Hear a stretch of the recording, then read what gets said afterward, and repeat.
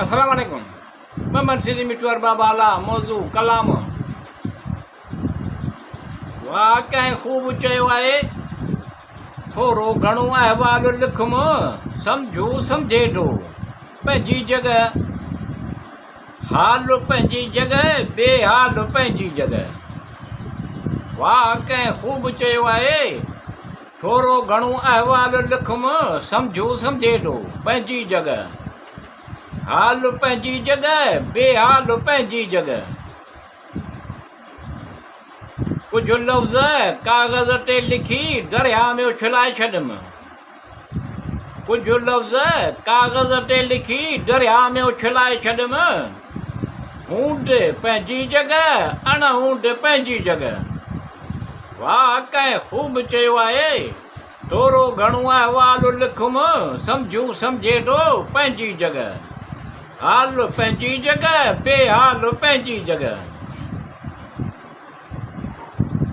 सुठे वक़्त खे ख़ुशकिस्मती वक़्ती अण ऊंट खे मायूसी न करणु घुरिजे। सुठे वक़्त खे ख़ुशकिस्मती वक़्ती अण ऊंट खे मायूसी न करणु घुरिजे। दानाई पंहिंजी जॻह नादानी पंहिंजी जॻह। वाह कंहिं ख़ूब चयो आहे थोरो घणो अहवालु लिखुमि सम्झू सम्झेडो पंहिंजी जॻह हाल पंहिंजी जॻह बेहाल पंहिंजी जॻह। हालात कुझु ॿुधायमि कुझु ॿुधाए नथो सघां हालात कुझु ॿुधायमि कुझु ॿुधाए नथो सघां पंहिंजे वस पंहिंजी जॻह बेवस पंहिंजी जॻह। वाह कंहिं ख़ूब चयो आहे थोरो घणो अहवालु लिखुमि सम्झू सम्झेडो पंहिंजी जॻह हाल पंहिंजी जॻह बेहाल पंहिंजी जॻह।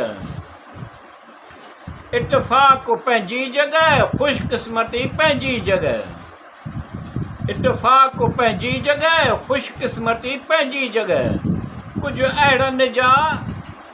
अहिड़नि हादसनि जे करे बणिजी वेंदो आहे पंहिंजी जॻह। वाह कंहिं ख़ूब चयो आहे थोरो घणो अहवालु लिखुमि सम्झू सम्झेडो पंहिंजी जॻह हाल पंहिंजी जॻह बेहाल पंहिंजी जॻह। कुझु माण्हू अहिड़ा बि आहिनि सुठी शइ उन्हनि जे मुक़दर में लिखी वेंदी आहे कुझु माण्हू अहिड़ा बि आहिनि सुठी शइ उन्हनि जे मुक़दर में लिखी वेंदी आहे मुख़लिस पंहिंजी जॻह ख़ुशि इख़लाक़ पंहिंजी जॻह। वाह कंहिं ख़ूब चयो आहे थोरो घणो अहवालु लिखुमि सम्झू सम्झेडो पंहिंजी जॻह हाल पंहिंजी जॻह बेहाल पंहिंजी जॻह।